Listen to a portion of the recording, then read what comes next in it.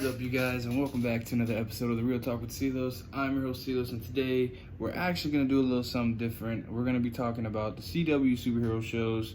I kind of just going to condense all of it all in one.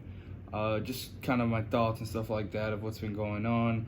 I just pretty much picked out the important stuff of what's been going on in the episodes, and we're going to kind of jump to that. And then we're also going to go over these new photos that just came out for Crisis. They'll be coming out actually in 2 weeks now, so that's gonna be pretty cool. So as you guys know, I do have my handy dandy notebook with all my different stuff that I'm gonna be writing.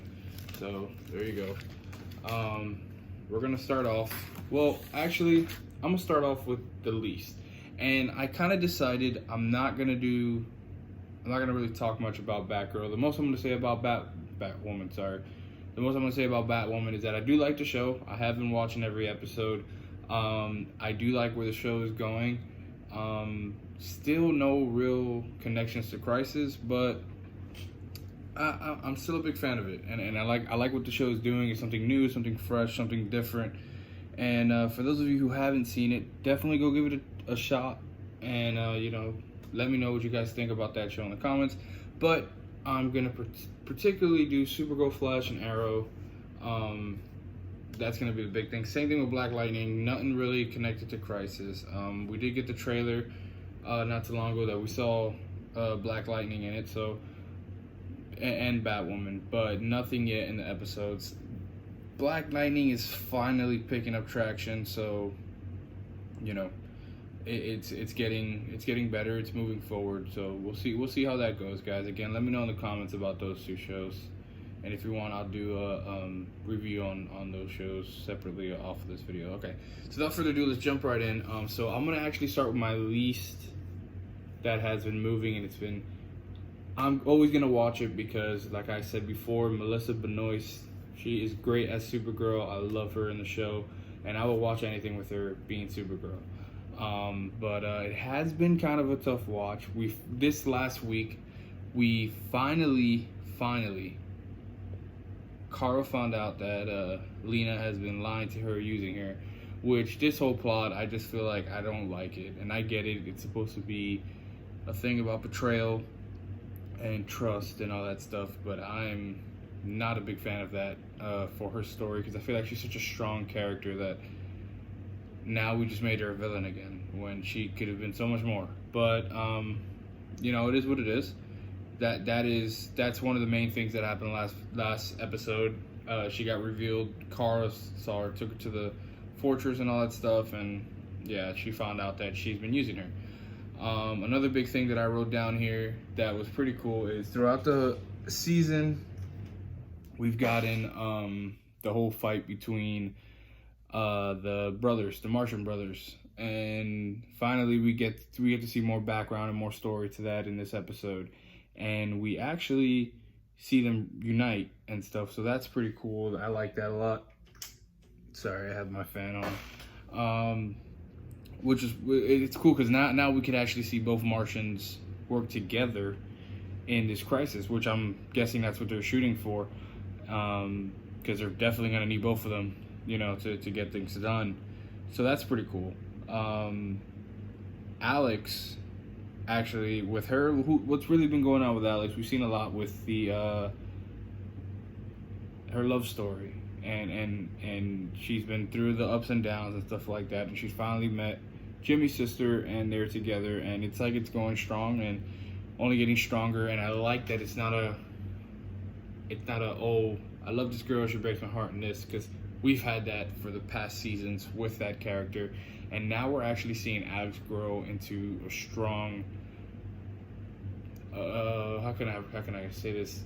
Like a strong character. That's the word I'm looking for. Like she's really become a strong character, and we see her take charge with the DEO and take all this, and like we're exploring more. We're with her. She doesn't know what's really next in her life and what to expect out of everything, so we're there with her, and I like that because it's like we're learning more about what's going on with her, so that's pretty cool. And then we had the whole Brainy and Dreamer up and down roller coaster. So they had their big fight 2 weeks. 2 weeks ago, yeah, 2 weeks ago they had their big fight, and now they're back and they're treading water slowly, more communication and all that stuff. So that's pretty cool. And then one major thing that I don't know how they're gonna use this in Crisis, but Leviathan. So we found out that Andrea years ago went on a trip with Lena on a quest to find the medallion, which she had found. Well, she came across it and found it, and it was chosen to her and gave her power to the shadow. Of the shadows, she could go in and out of shadows. So that's been a big thing that's been going on with that character. Nothing really else much that I can really say about it. I kind of just went over that whole episode, but yeah, I mean, it's just story has been really hard to see in this show for Supergirl. I love it, and I'm gonna keep watching it, but at the same time, I'm not a fool. I'm gonna admit it, and it's just been tough to watch. And finally, that I feel like it's gonna start connecting to Crisis, we're gonna get better. And honestly, we're just so ready for Crisis that I just feel like these episodes are just fillers until then. So we'll see how it goes. We'll see what happens there. Okay, so that's Supergirl.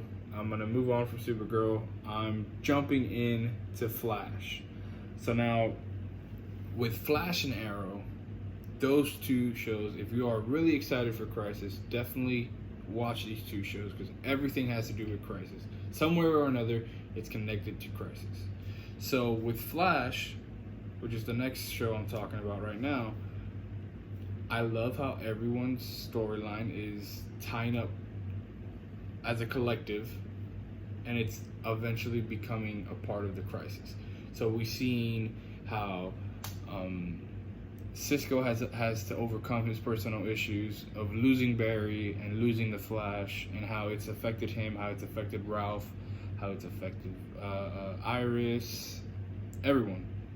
And it's great to see it, and I really like that, because even the side characters that we really don't see much of, Joe's wife, I forgot her name, she has the powers to read people's minds, but yeah, anyways, even giving her a storyline and the person that she's helping out, like it's a nice building platform. I like it a lot. One thing that was big about last week's episode was Ralph.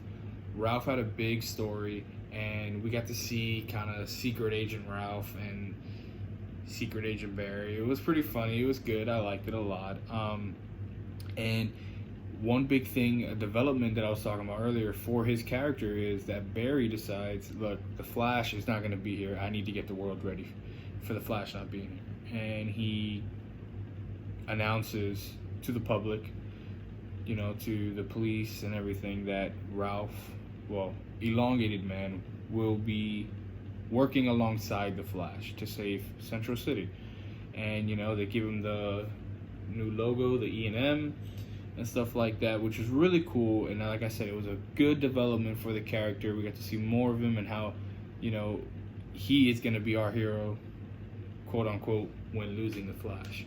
But then at the end of that episode, we do see Ramsey. And Ramsey, for those of you who don't know, he's I believe he's the Bloodborne character, and he's been on hiatus in the last 2 weeks, and now he showed up at the end. And so what I've read and what I've heard is that this possibly could mean a Red Dead storyline, which would Evil Flash with the Bloodborne character. So we will see where that takes us and where it goes. One of the biggest things that's connected to Crisis is Nash Wells, and we see him we find that tunnel down in the sewer, and he tells the team, we need to find a way in here. We're gonna save the Flash, and this is how we do it. So that's pretty cool. We got to see all that in the episode, and yeah. So you guys, let me know what you guys think Nash Wells is really trying to do. And I've actually been reading the Crisis on Infinite Earth comics, the original issues, and he is little by little becoming straight like I forgot the guy's name, but just like that character, you guys know exactly who I'm talking about. But yeah, so with that being said, that was Flash. moving forward. I know I'm jumping around. I apologize. Try to bear with me. If I miss anything and you want to elaborate on more stuff, talk to me in the comments and we'll get right into it. Alright, so now this has been my favorite show. So as of far, right now, especially this season, has been the strongest and the best season, I believe, with season number one coming in real close,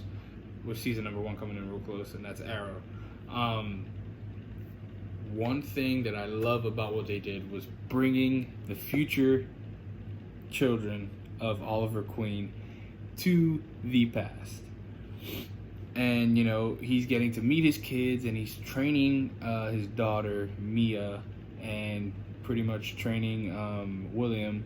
And it's beautiful. Like, I just love the dynamic. I love how they jump off each other and play off each other, and it's just great. You know, we got to go to Russia this week. We got to see I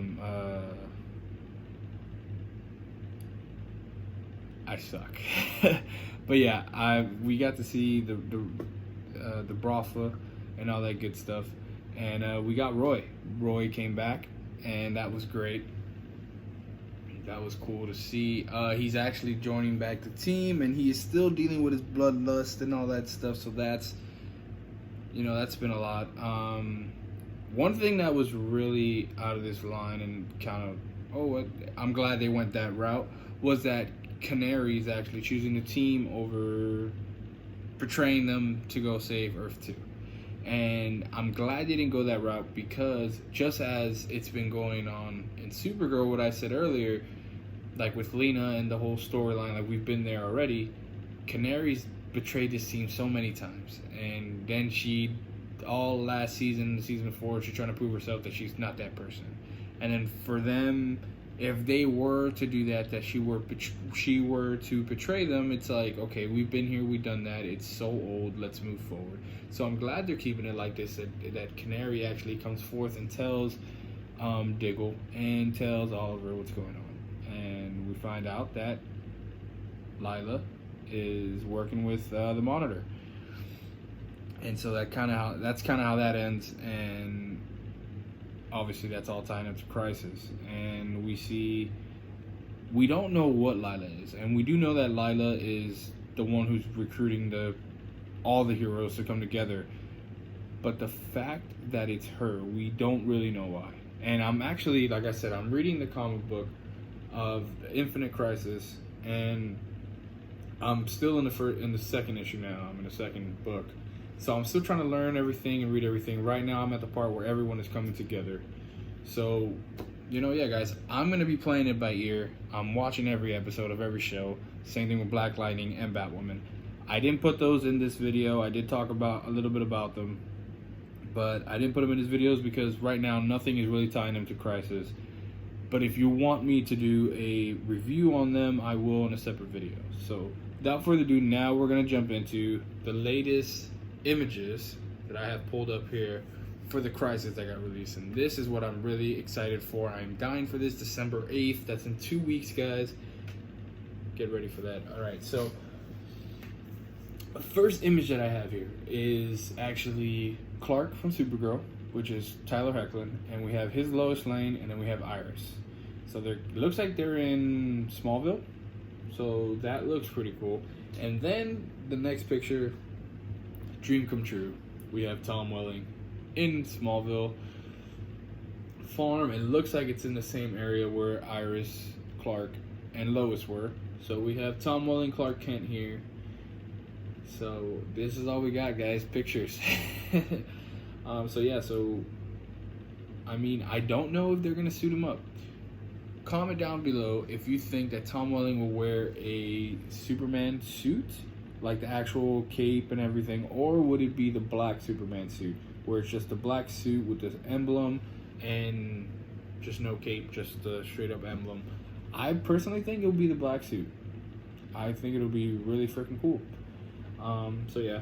Alright, so next photo is Brandon Routh as Clark Kent in the Daily Planet. And then we see in the back, let's see if I can kind of zoom in here. So in the back, it's like a newspaper, and it says Planet Attack. And I can't really zoom in, guys. Well, let me see if I can just pull up another photo. 1 second.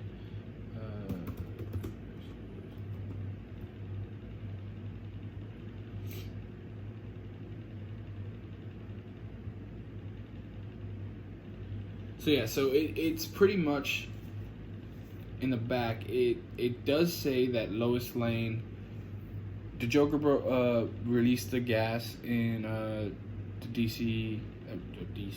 the Daily Planet, and it exploded, killing billions of people in the Daily Planet, with it also being Lois Lane.